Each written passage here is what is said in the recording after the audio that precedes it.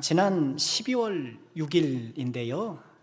이스라엘 베들레헴 예수탄생교회 앞에 구유광장이라고 있거든요. 그 광장에서 성탄 트리 점등식이 열렸습니다. 2023년 하마스와 이스라엘 간의 전쟁이 발발한 터에 2년 동안 중단되었던 성탄 트리 다시 켜지게 된 것이죠.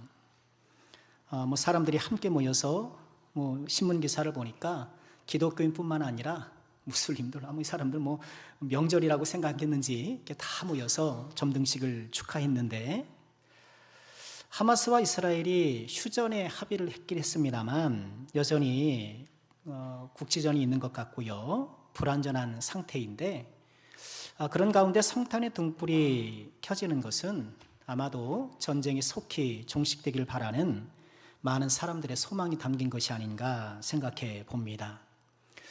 2000년 전에 우리 예수님께서 평화의 왕으로 오셨는데 모쪼록 속히 전쟁이 좀 끝나고 평화가 도래했으면 하는 바람입니다. 베들레헴, 아마도 이 세상에서 가장 유명한 도시 가운데 하나가 아닌가 싶습니다. 왜 그런가요? 우리가 잘 아는 것처럼 예수님께서 탄생하신 곳이기 때문입니다. 예수님께서 베들레헴에 탄생하신 것은 우연히 이루어진 일이 아니죠. 하나님의 계획이 성취된 일입니다. 오늘 우리가 읽은 미가서 5장 2절 말씀이 바로 그 말씀, 예수님의 베들레헴 탄생을 예언하는 바로 그 말씀인데요. 우리 이번 주간 성탄절을 앞두고 있는데요. 오늘 말씀을 통해서 다시 한번 우리 예수님을 마음속에 새롭게 영접하는 귀한 시간 되시기를 주의 이름으로 축원합니다. 오늘 말씀을 통해 우리에게 주시는 교훈은 무엇일까요? 두 가지로 묵상해 보고 싶은데요. 첫째로 오늘 말씀은요, 작은 곳에 임한 하나님의 큰 사랑을 우리에게 보여줍니다. 작은 곳에 임한 하나님의 큰 사랑. 베들레헴 어떤 뜻인지 잘 아시죠? 베트는 바이트, 우리 왜 몇 바이트 이러잖아요. 그게 거기서 온 것인데 집이라는 뜻입니다. 레헴은 떡이고요. 그래서 베들레헴은 떡집. 우리로 치면 방앗간쯤 될까요? 떡집인데요. 베들레헴은 산지에 있어서 그렇게 넓은 곳은 아니지만 토양이 비옥해서 예부터 밀이나 보리가 잘 자랐다고 해요. 그래서 떡이 많이 나는 곳, 떡집이라고 불려졌다고 하는데요. 왜 우리 룻기를 보면 룻이 모압 땅에서 이렇게 와서 이제 밭에 가서 일을 하는데 그 일터도 베들레헴에 있는 밭이었어요. 그런데 오늘 말씀은 베들레헴 뒤에 에브라다라는 단어가 또 나오죠. 베들레헴 에브라다야 하는데요. 이 에브라다라는 이 말은요, 열매를 맺다라는 뜻에서 왔다고 해요. 그래서 풍성한, 열매가 많은 그런 뜻인데, 베들레헴 에브라다 이렇게 두 번에 걸쳐서 부르는 이유는요, 당시에 저 북쪽 스불론에도 베들레헴이라는 동네가 또 있었대요. 그래서 북쪽의 베들레헴과 구별하기 위해서 베들레헴 에브라다 이렇게 불렀다고 합니다. 떡집, 풍성함. 베들레헴 이름은 참 좋은데, 그러나 이렇게 좋은 이름을 갖고 있기는 하지만 베들레헴은 작은 동네. 작은 동네가 그 특징이라면 특징이었어요. 오늘 2절 말씀에도 그렇게 얘기를 하죠. 베들레헴 에브라다야, 너는 유다 족속 중에 작을지라도.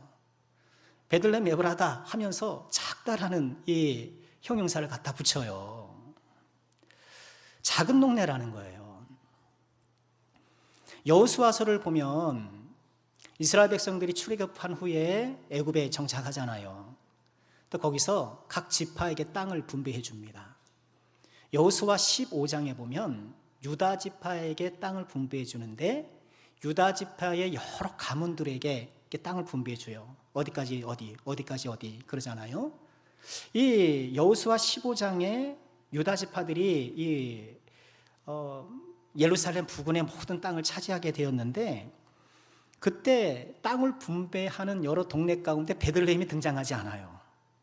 그거로 보아서 고대 사회의 행정구역에도 들지 못했던 작은 동네다, 그렇게 보고 있는 것이죠. 성경학자들에 따르면 미가 이 성경을 기록할 당시에 베들레헴의 인구가 약 200명에서 300명 사이였을 것이다, 그렇게 추정하고 있고요. 그리고 미가서 이후 700년이 지나 예수님이 오시는데, 그 예수님이 오셨을 때의 베들레헴도 300명, 아무리 많게 잡아야 1000명 이하일 것이다, 작은 마을이었다고 얘기를 해요.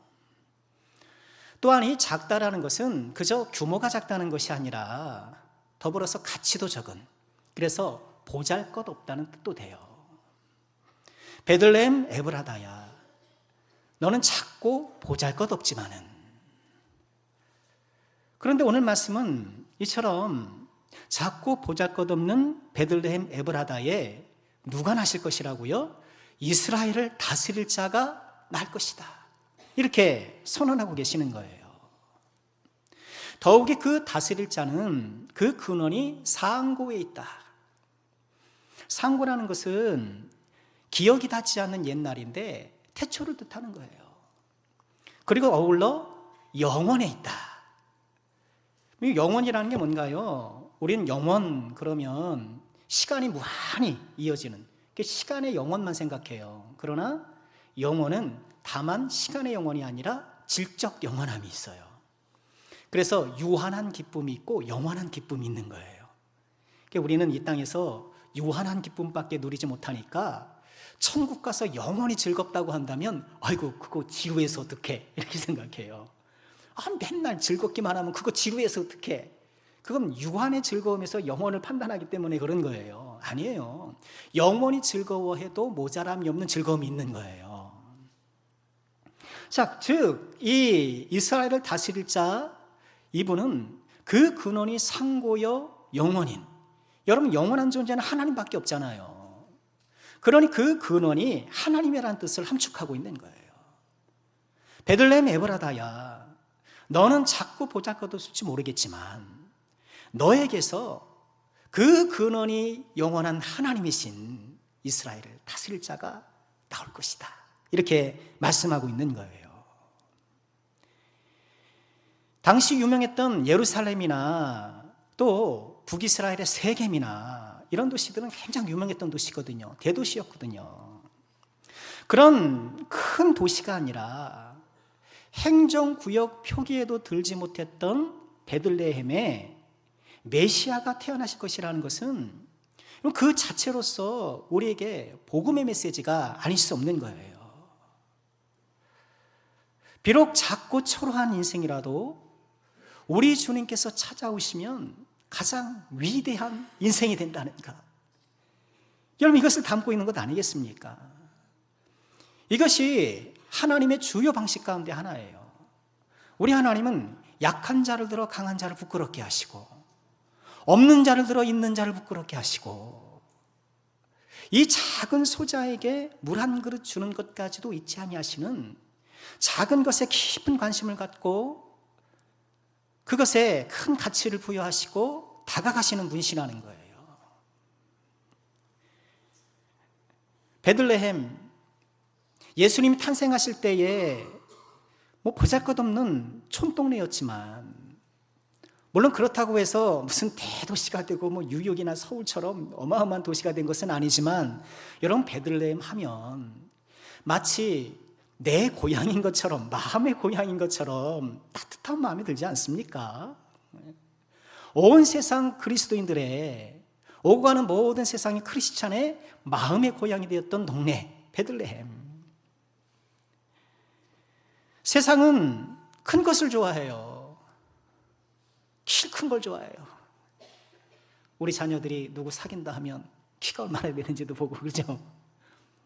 키가 커야 좋고, 집도 커야 되고 차도 커야 되고 지식도 커야 되고 경험도 커야 되고 다 큰 걸 좋아해요. 작은 거 좋아하는 거 딱 하나예요. 보석. 보석은 작아도 다 좋아하더라고요. 어떤 사람은 큰 목회 그러더라고요. 큰 목회가 뭔지 모르겠지만 사람이 많으면 큰 목회인가요? 아니면 목회자의 어떤 활동력이 왕성해서 여러 활동을 막 두루두루 하면 큰 목회인가요? 우리 한 사람 한 사람이, 여러분 한 분 한 분이 천하보다 귀한, 우주보다 귀한 분이니 지금 우주가 몇 개예요? 지금 제 앞에 멀티버스를 제가 지금 대하고 있는데 세상에 큰 목회는 없어요. 아니, 작은 목회는 없어요. 한 사람을 목양하더라도 큰 목회예요. 한 우주를 상대하고 있기 때문에. 세상은 큰 것을 좋아해요. 그래서 작은 거 싫어해요. 키가 작은 거 싫어하고 눈이 작은 거 싫어해서 크게 하고, 이런 필요하면 크게 하세요.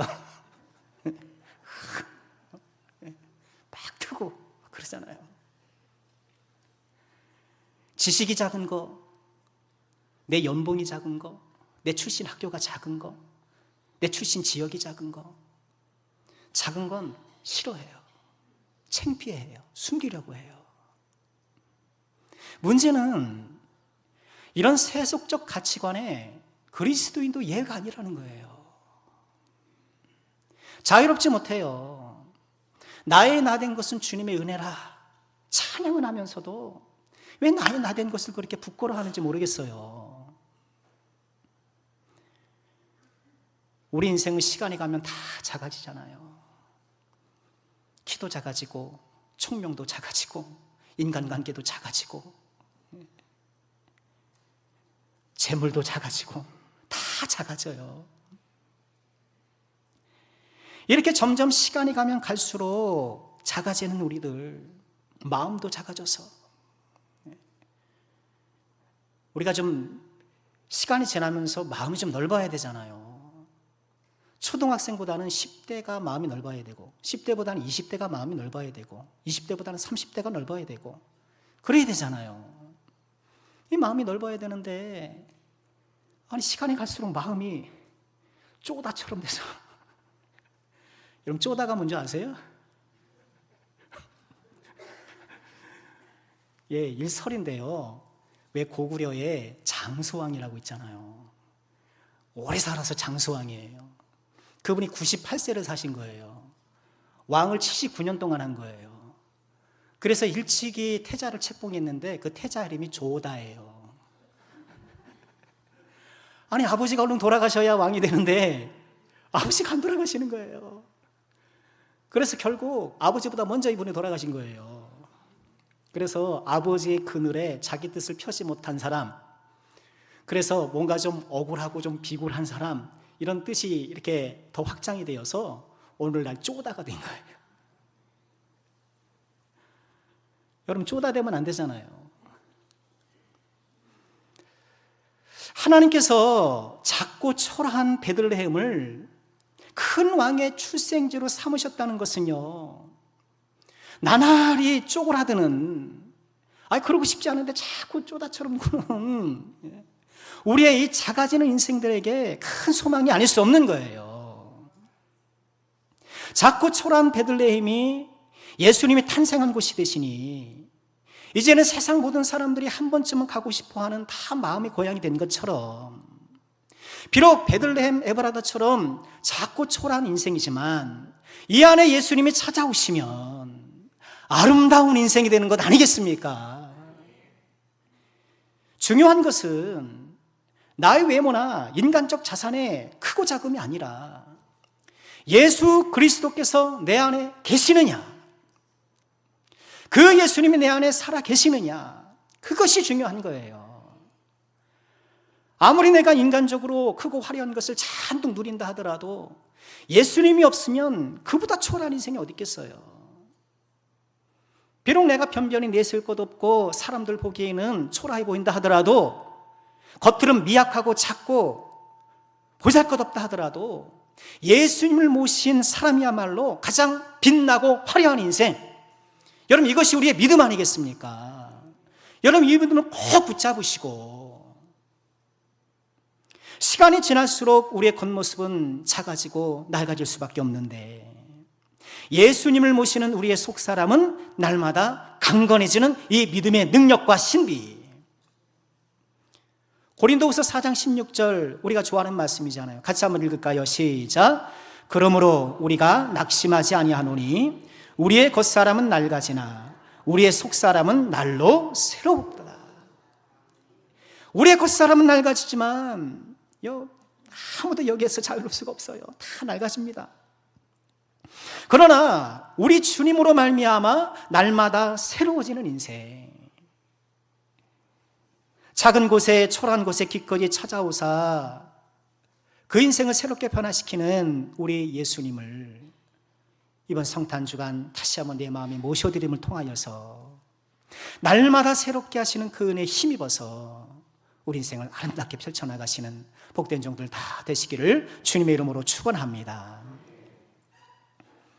작은 우리를 찾아오신 큰 하나님의 사랑에 우리는 어떻게 대응해야 할까요?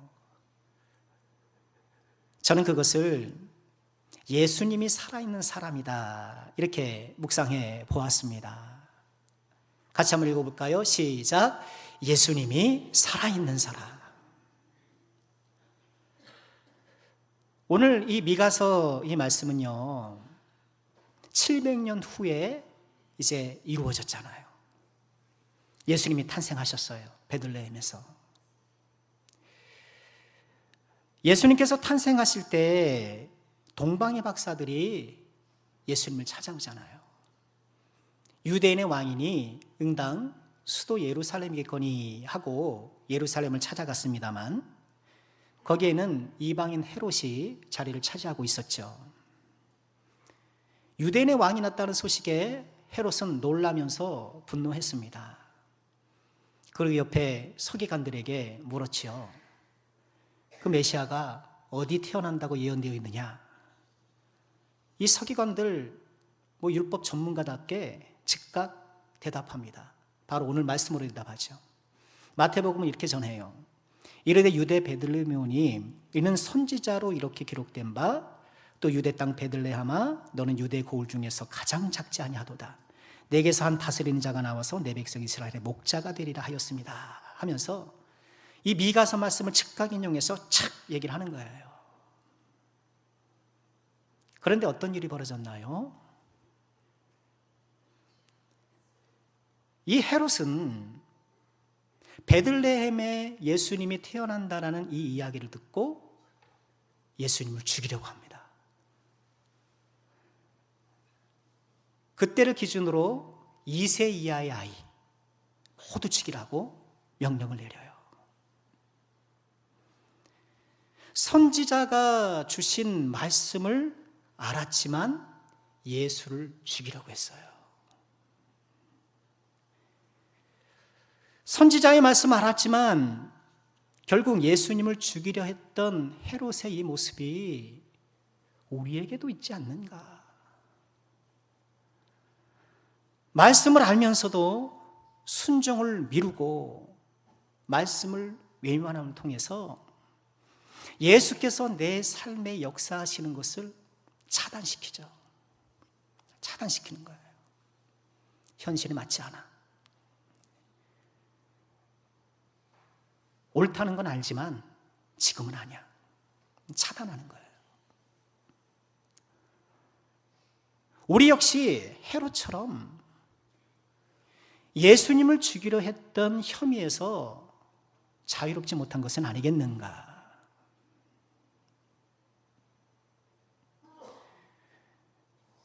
선지자의 말씀을 듣고 예수님을 죽이려 했던 이 헤롯을 우리는 반면교사 삼아서 우리는 어떻게 해야 될까요?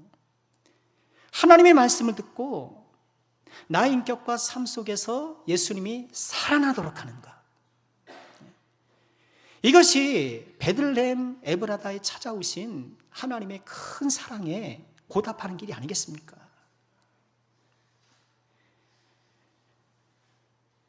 어떻게 우리는 예수님이 살아있는 사람이 될 수 있을까?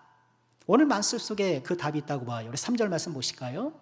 그러므로 여인이 해산하기까지 그들을 붙여두겠고 그 후에는 그의 형제 가운데 남은 자가 이스라엘 자손에게 돌아올 것이다.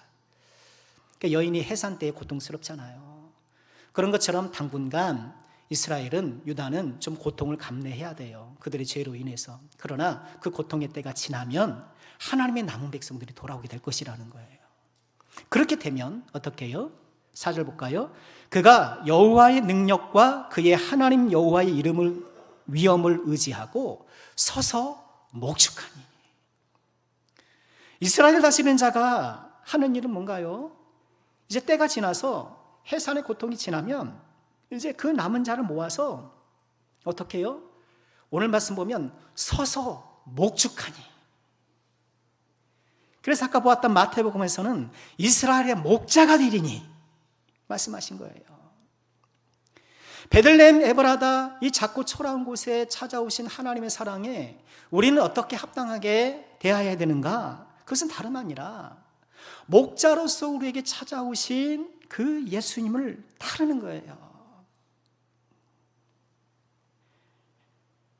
이스라엘을 다스릴 자는 군림하는 자가 아니에요.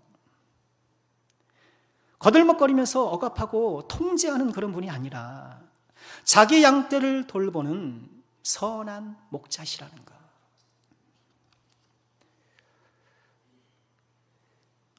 유대 문헌 중에 미시나라는 것이 있어요. 반복하다라는 뜻인데, 유대인들은 하나님께서 모세에게 율법을 주시되 이렇게 기록된 율법도 주셨지만 모세오경처럼 그 외에 그 율법을 해설한 구전율법도 주셨다 이렇게 생각을 해요. 그러니까 글로 된 율법뿐만 아니라 말로도 이렇게 율법을 주셨다 생각을 했고, 그 말로 된 율법을 이제 집대성에서 만든 문서가 미시나인 거예요. 주후 200년쯤에 생겼는데요. 율법에 따른 생활 지침서 같은 거예요. 율법을 어떻게 실생활에 적용하는가, 그것은 이제 구체적인 상황들을 이제 예시해 놓고 이럴 땐 이렇게 해야 돼, 저럴 땐 저렇게 해야 돼, 뭐 그런 거예요. 이 미시나를 이제 후대 랍비들이 더 방대하게 토론하고 주석을 덧붙인 게 우리가 잘 알고 있는 탈무드예요. 그러니 미시나가 탈무드의 근본이 되는 셈이죠. 근데 미시나에 쉐칼림이라는 단락이 있어요. 이 쉐칼림이 여러분 세겔 알잖아요. 세겔, 한 세겔, 두 세겔 동전 있잖아요. 이 세겔들이라는 복수형이거든요. 즉 성전세를 낼 때 어떻게 내야 되고 어떤 사람들이 내야 되고 그 성전세 낸 것은 어떻게 활용해야 되고 이런 것들을 쫙 적어놓은 거예요. 근데 이 부분에 7장 4절에 이런 얘기가 있어요. 예루살렘과 믹달 에데르, 양떼의 망대라는 뜻이거든요. 예루살렘과 믹달 에데르 사이 또는 그와 비슷한 거리의 어느 방향에서든지 가축이 발견된다면 수컷은 번제물로 간주해야 되고 암컷은 화목제물로 간주해야 된다, 이런 얘기가 있어요. 이게 뭐 무슨 얘기인지 모르겠는데요. 여러분 성경에 요걸 잠깐 한번 찾아보시겠어요? 앞에 4장 8절 보면, 여러분 성경 한번 보세요. 여러분 자막 없어요? 4장 8절에 보시면 이런 얘기가 있어요. 너 양떼의 망대, 이게 믹달 에데르거든요. 너 양떼의 망대여 시온의 산이여 이전 권능 곧 딸 예루살렘의 나라가 내게로 돌아오리라 하면서 이 양떼의 망대라는 말이 이 미가서에도 등장해요. 즉 이 망대는 베들레헴 입구에 세워진 망대인데요. 본래 망대는 이렇게 군인들이 쳐들어오나 안 들어오나 그거 보는 거잖아요. 적군이 쳐들어오는 망대인데, 근데 베들레헴의 이 망대는요, 양떼를 돌보는 망대인 거예요. 왜 우리 시골에 원두막을 왜 세웁니까? 일할 때 쉬려고도 세우지만 참에 훔쳐갈까 봐 그거 지켜보려고 원두막도 세우는 거잖아요. 그런 것처럼 망대를 세웠단 말이에요. 그런데 이 망대 부근에서 양이 발견되면 수컷은 번제물로, 암컷은 화목제물로 간주해야 된다, 이렇게 얘기를 해요. 이게 무슨 얘기냐 하면, 이 베들레헴 인근에 있는 가축들은 성전에서 제물로 드리는 가축들을 위탁 사육하던 곳이라는 거예요. 이것을 19세기 알프레드 에더스하임이라는 이 유대인 출신의 성경학자가 적극적으로 주장했는데요. 그분에 따르면 이 베들레헴 부근에 성전에서 상용할 제물들을 위탁 사육했다는 거예요, 거기서. 그래서 거기서 이제 어떤 양이 돌아다니면, 그 부분에 돌아다니면, 그거는 번제물이고 화목제물이니, 그거 함부로 취하면 안 되고, 어떻게 하다? 성전 소유니 가져와라. 이런 뜻이거든요. 베들레헴의 목자들은 이렇게 성전에서 사용되는 제물을 위탁 사육하던 사람들이어서 양이 태어나면 흠이 있으면 안 되는 거예요. 그렇죠? 흠 있으면 이거 제물로 못 쓰니까 흠이 생기지 않도록 강보로 양떼를 쌌다는 거예요. 그러니 예수님이 태어나셨을 때 베들레헴 목자들에게 보여주신 표적이 뭔가요? 구유에 강보에 쌓여 구유에 놓인 아이. 이게 표적이었다는 거예요. 그래서 베들레헴의 목자들은 그것을 신기하게 보았을 것이다. 그들에게 그것이 표적일 것이다. 우리 성전에 사용되는 양을 강보로 쌌는데 저 아이가 강보로 쌓였네? 용납되는 거예요. 이런 주장에 따르면 우리 예수님은 성전의 제물로 바쳐지는 양들을 사육하던 그 베들레헴에 하나님께 바쳐질 어린 양으로 오신 거예요. 동시에 자신의 양떼를 하나님께서 받으실 흠없는 산제물로 준비시키기 위한 선한 목자로 오신 거예요. 양으로 오신 예수님, 목자로 오신 예수님. 베들레헴 에브라다 이 작은 곳에 찾아오신 그 예수님을 우리는 어떻게 그 큰 사랑에 대응해야 하는가? 바로 선한 목자로 우리를 찾아오신 그 예수님의 음성을 따라 살아가는 것이에요. 벌써 2025년, 이제 뭐 열흘밖에 안 남았잖아요. 올 한 해 돌아볼 때 나의 삶에 예수님이 살아있었는가? 내 가정생활에 예수님이 살아있었는가? 나의 일터에 예수님이 살아있었는가? 내가 어떤 일을 결정하고 실행하는 과정 가운데 예수님이 살아계셨는가? 올 한 해도 내가 부지런히 신앙생활 해왔는데, 교회생활 해왔는데 이 교회생활 가운데 예수님이 살아있었는가? 여러분, 내가 열심히 교회생활을 함에도 불구하고 자칫 예수님이 죽어있을 수도 있어요. 그게 우리 죄인이에요. 1년 50주 동안 예수님을 그렇게 설교했어도 정작 마음에 예수님이 없을 수도 있는 게 그게 죄인이에요. 나의 언어 생활에 예수님은 살아있었는가? 우리가 돌아볼 때가 아닐 수 없는 거예요. 선한 목자의 음성이 나의 머리와 가슴과 손과 발에 미치고 나의 삶의 작은 부분에 선한 목자의 음성이 들리고 그 음성을 따라 사는 삶. 이것이